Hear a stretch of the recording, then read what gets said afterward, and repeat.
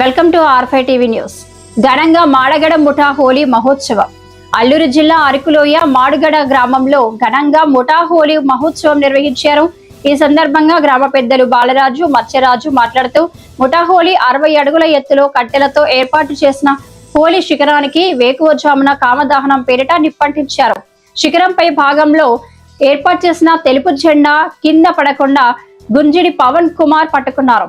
తెలుపు జెండా ప్రత్యేకత పాడి పంటల ఆరాట కిందన ఉన్న కర్రలకు మంట ముట్టించిన తర్వాత ఆ జెండా ఎటువైపు ఎగిరి పడుతుందో అటువైపు పాడి పంట అనేది ఆ సంవత్సర కాలంలో వర్షాలు బాగా కురిసి పంటలు అధిక దిగుబడి వస్తుంది.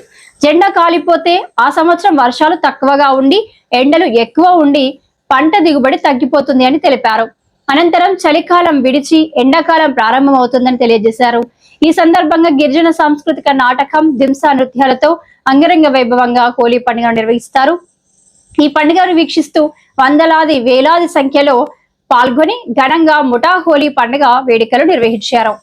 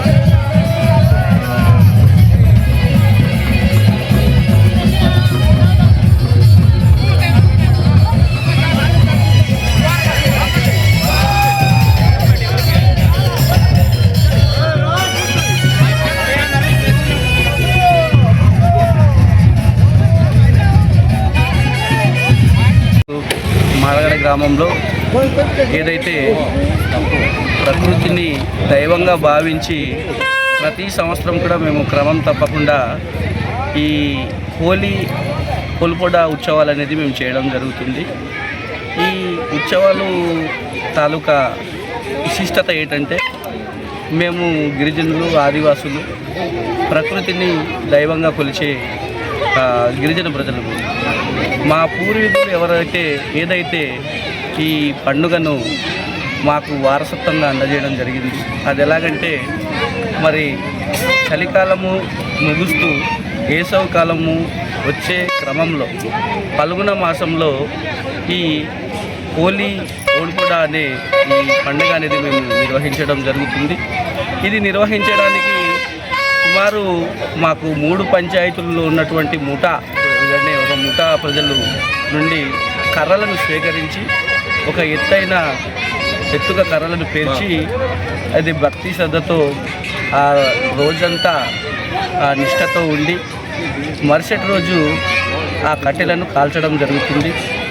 కాల్చిన క్రమంలో ఏదైతే మూలరాట ఉందో అది ఎటు పడుతుందో అటు మా పంటలు బాగా పండుతాయని, ప్రకృతి దైవం మమ్మల్ని అటువైపు బాగా పంటలు పండుతాయని సూచిస్తుందని మా విశ్వాసం. అనంతరము ఎటైతే ఆ రాట పడుతుందో అటు వేటకెళ్ళడం, తర్వాత ఆ సంవత్సరం అంతా బాగుంటుందనేసి మనం విశ్వసించడము. ఇది క్రమం తప్పకుండా కరోనా లాంటి ప్రపంచంలోనే విపత్కర పరిస్థితుల్లో కూడా ఈ దైవ బలంతో, ప్రకృతి బలంతో మేము ఏ సంవత్సరం కూడా విడిచిపెట్టకుండా ఇప్పటికీ మా పూర్వీకులు అందించినటువంటి ఆస్తిలాగా ఈ మా గిరిజన ఆదివాసీ ఆచార సాంప్రదాయంలో భాగమైన ఈ పండగను మేము కొనసాగిస్తున్నాం. భవిష్యత్తులో కూడా దీన్ని ఇంకా అంగరంగ వైభవంగా చేస్తూ మా గిరిజన జాతిని, మా ఆదివాసీ జాతిని సూచించే ఈ పండగను కూడా బాగా ముందుకు తీసుకెళ్తామని ఈ సందర్భంగా తెలియజేస్తున్నాం. ఈ రోజు నుంచి శీతాకాలం పూర్తిగా మసిలిపోయి రేపటి దినం నుంచి వేసవికాలం అయితే మన ఆచార సంప్రదాయ ప్రకారంగా ప్రారంభమవుతుంది. అదేవిధంగా ఈ పండుగను పురస్కరించుకొని 50 అడుగుల కర్ర కట్టి కర్ర పైన ఒక జెండానైతే మా గ్రామ ప్రజలు ఏర్పాటు చేస్తారు. రేపు తెల్లారు ఆ కట్టెలైతే కట్టేటప్పుడు కట్టి మంట పెట్టినప్పుడు ఆ పైన కట్టిన జెండా ఎటువైతే పడుతుందో అటువైపు పుష్కలంగా వర్షాలు పడి పంటలు బాగా పండుతాయని మా ఆచార సాంప్రదాయం అది. ఆ జెండాను పట్టుకున్న వాళ్ళకి మా గ్రామస్తులు 1116 ఇస్తూ గ్రామంలో ఊరేగింపు కార్యక్రమాన్ని చేయడం జరుగుతుంది.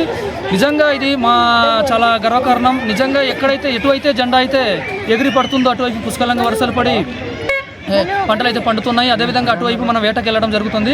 అదేవిధంగా ఏ సంవత్సరం అయితే జెండా అయితే పొరపాటున కాలిపోతుందో ఆ సంవత్సరం ఎండ తీవ్రత ఎక్కువ కరువు వచ్చే అవకాశం కూడా ఉందని మన పూర్వీకుల నుంచి నమ్మకం అయితే ఉంది. అని అలాంటి పరిస్థితులు కూడా 2021-22 సమయంలో కరోనా వచ్చిన పరిస్థితులు కూడా ఉంది. అది భవిష్యత్తును సూచించే ఒక దిక్సూచిలా ఉంది మనకి ఈ పండుగ ఒక సాంప్రదాయము. చాలా చక్కగా అయితే మేము చేస్తున్న పండుగ. ఈరోజు చాలా చక్కని కార్యక్రమం నిర్వహించున్నాము. వచ్చి మా పండుగను వీక్షించి ఆనందిస్తారని, జయప్రదం చేస్తారని ఈ సందర్భంగా మనం చేసుకుంటూ ధన్యవాదాలు తెలియజేసుకుంటాం.